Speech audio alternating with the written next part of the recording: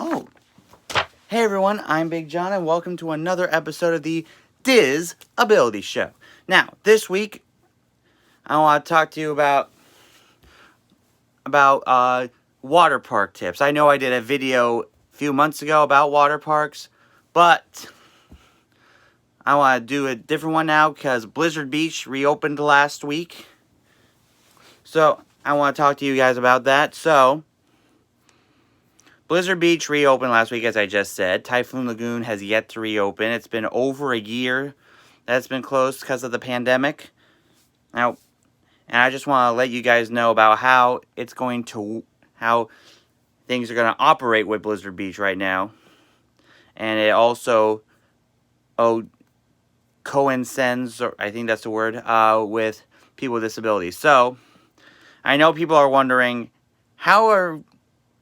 when are you supposed to be wearing a mask when you're in Blizzard Beach? That's simple. You wear a mask when you enter the park. You wear a mask when you leave the park. You wear a mask when you're in the bathroom, and in the shops, and in the locker rooms. When you're in the water slides and in the water, no mask required. And they've even put some social distancing markers all over the place. So that is very important.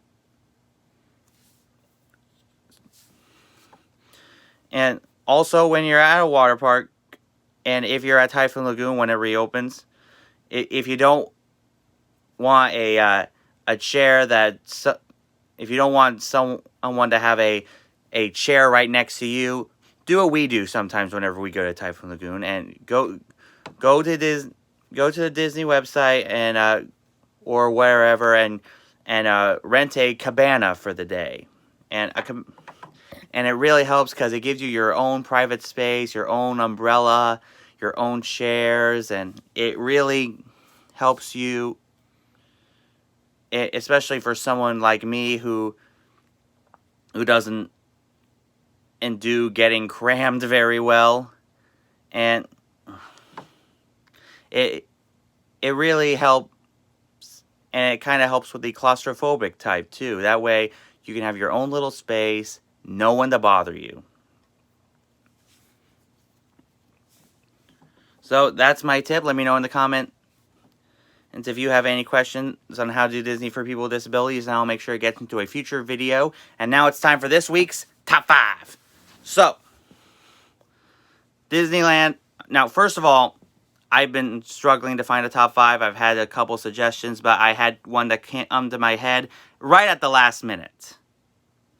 And because Disneyland announced its grand reopening on April 30th. April 30th.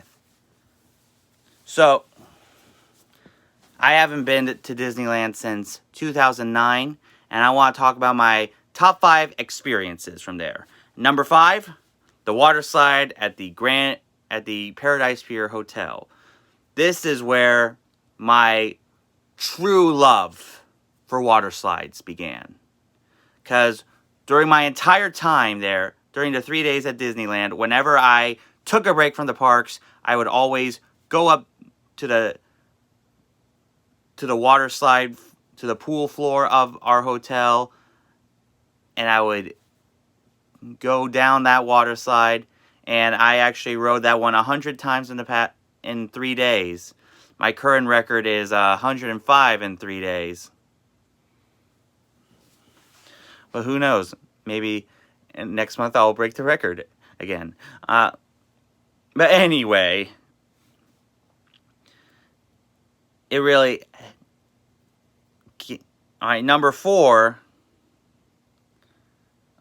my number 4 experience was riding Toy Story Mania at California Adventure. Now, the Toy Story Mania at Disney's California Adventure was the very first Toy Story Mania attraction, and I was very excited to ride it. I rode it with my sister, and we played against our mom and dad, and I can't remember who won, but I'm pretty sure we did.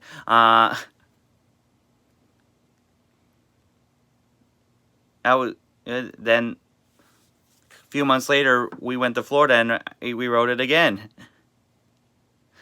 In my opinion, the Florida version's better. But that's my opinion. That's my opinion. Okay.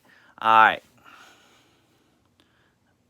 Number 3, riding Matterhorn Mountain.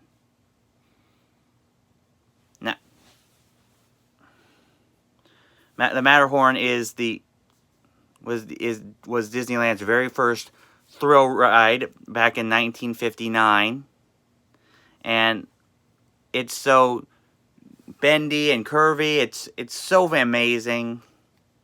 I enjoyed it. I rode it twice. That's how much I liked it. All right, number 2, seeing Sleeping Beauty's castle, the very first of the Disney castles. When we first saw it, my sister was like, "The castle's shorter here." And I said, "That's because that's Sleeping Beauty Castle." And they asked, "Which one's the one in Florida?" Cinderella Castle. Sometimes, for all you Disney newbies, it'll be very hard to confuse the two castles. And my number 1 Disneyland experience, just being at Disneyland, because that was Walt's park, the only park Walt ever saw open, and that is probably the most amazing thing about it. It has that Walt Disney's footsteps. Walt Disney's apartment is above the firehouse on Main Street with a lamp that never goes out. They always keep a lamp on in Walt's apartment. That's why they know that the boss is home. That's cool. So let me know in the comments if you have any Disneyland experience you want to share. And now, let's get into, we are now in the semifinals of our March Madness tournament. You vote. Oh, after this video, you guys can vote in the comments. And also, if you're a member of my Disney Vlog Squad group on Facebook, you can vote there too. So, this our 2 semifinal matchups. First up, a Star Wars showdown. We got Star Tours versus Millennium Falcon Smuggler's Run.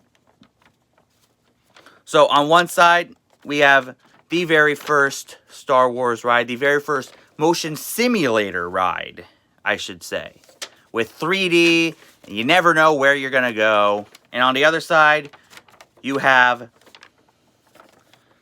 probably what people say is the next Star Tours, the Millennium Falcon.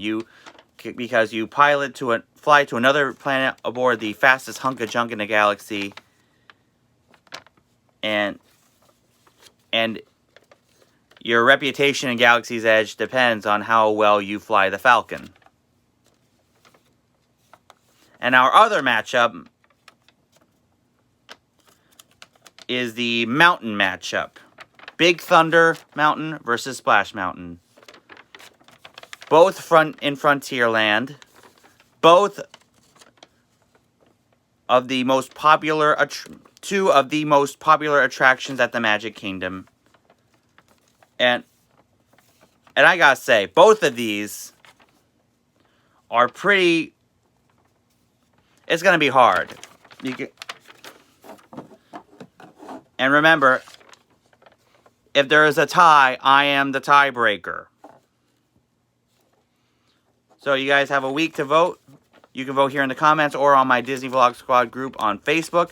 And that's this week's show. As I said, if you have any questions on how to do Disney for people with disabilities, let me know in the comments and I'll make sure it gets into a future video. And now, this week's shout-outs, make sure you check out my good buddy Micah Barnaby at World of Micah. He does a whole lot of vlogs each and every day in Orlando, not just Disney, but other Florida destinations. Make sure you check him out. Also, make sure you check out my friend Taylor over at Tremaine at Disney. She, as I've said a couple weeks ago, she is now officially a Florida resident. Makes me jealous. But make sure you check her out. Also, my good friend Beth at Beth's Disney Adventures. She's going to be live all week this week. Today, she's going to be doing an adventure with her sidekick, Amy Gardner, at Hollywood Studios today at noon. Make sure you check her out. Also, my good friend Cameron Matthews at Cameron Matthews Entertainment. So, last year, when the parks closed, he was part of the Citizens of Hollywood. They would do the Funniest Citizen contest. They would do where they do 99 somethings walk into a bar.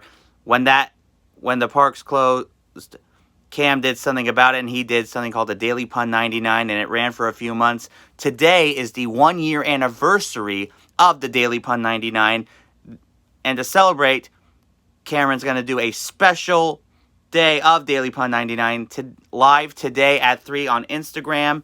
I might be on there as well, depending on if he chooses me. If you want a good laugh, make sure you check him out today. And also for the latest attraction news, make sure you check out my good friends over at Attractions Magazine. And until next time, may the mouse be with you.